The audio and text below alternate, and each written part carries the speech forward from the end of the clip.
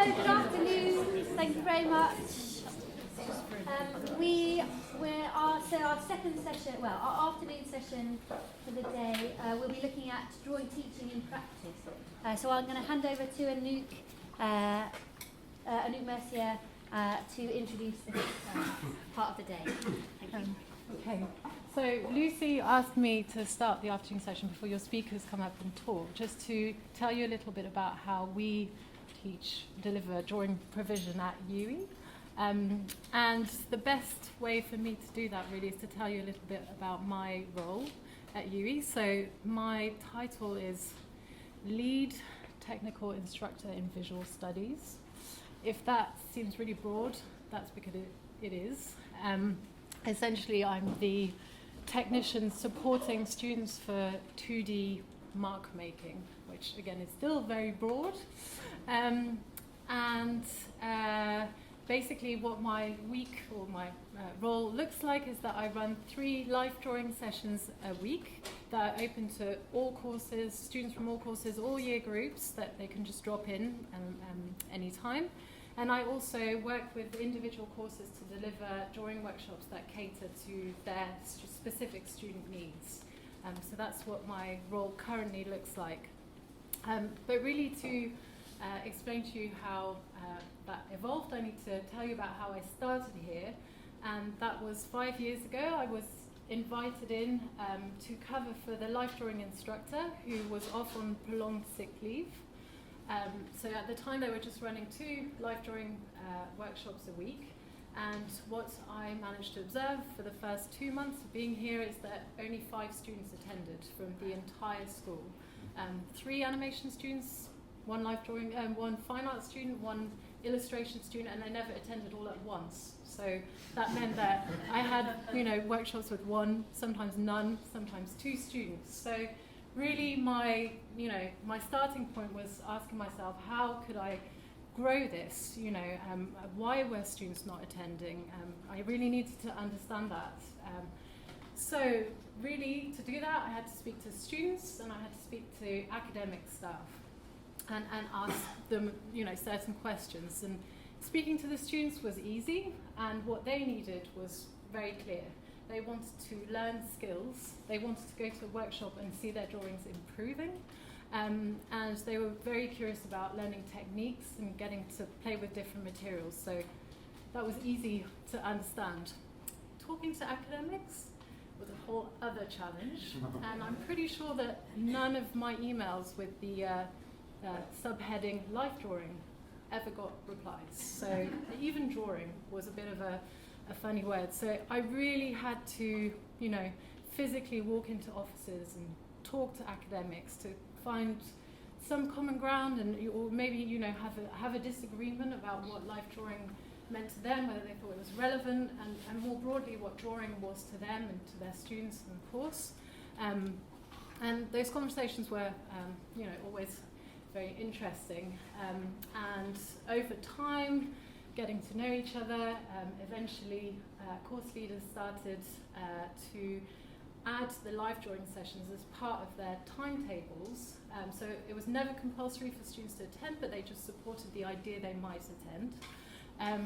But also what kept happening is that academics would say to me, well, live drawing, not interested. However, there is this aspect of drawing that we feel our students could benefit from doing a little bit more of. Is this something you could teach, or could we work on some workshops together? So we started working together with specific courses to deliver drawing workshops that were tailored to those courses. So that could be very broad. So for example, it could be airbrush and collage workshops for fashion students, but it could also be going off site with interior design students,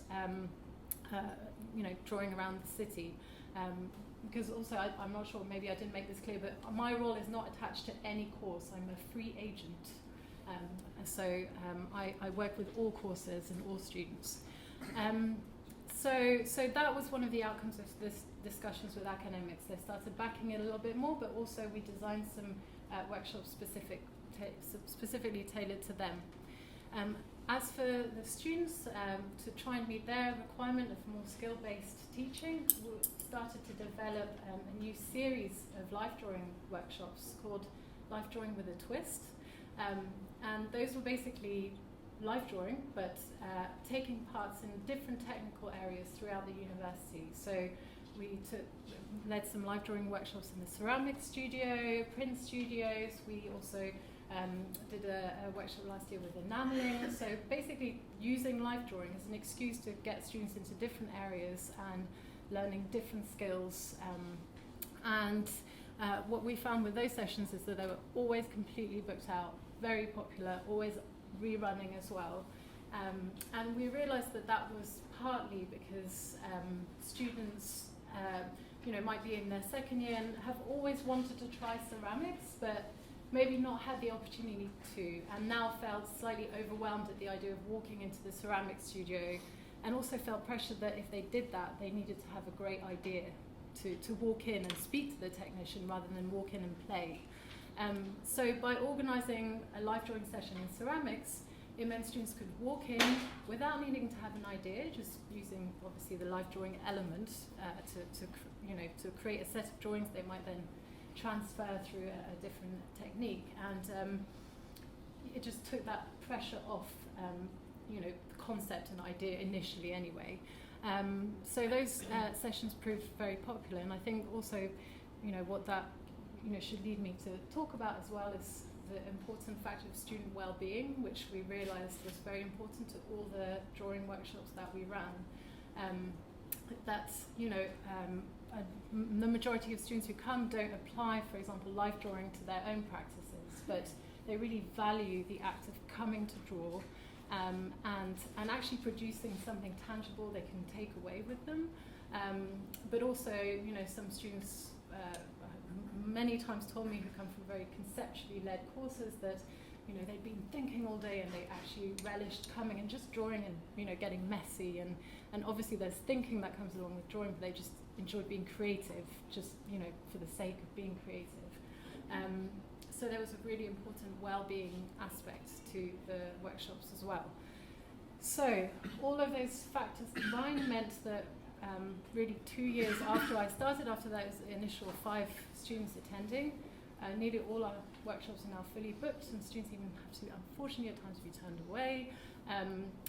It's a really thriving area that really has also helped to create dialogue between different departments and academic and technical staff, and it's really a place for interdisciplinary exchange as well. That's another thing that students always really tell me they value, is that the life drawing sessions are a place where they can come, and a filmmaking student might discuss drawing with a fine arts student, for example, and they really enjoy that and can influence each other in that way.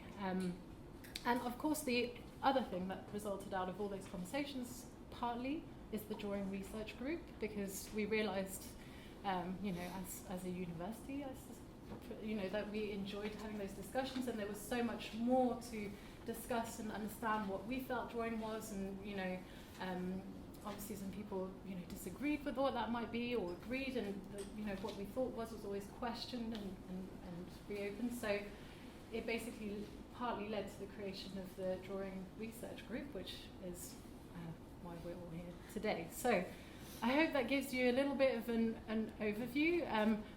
Thinking about the future, obviously there's endless possibilities for drawing workshops and mark making workshops that could be developed.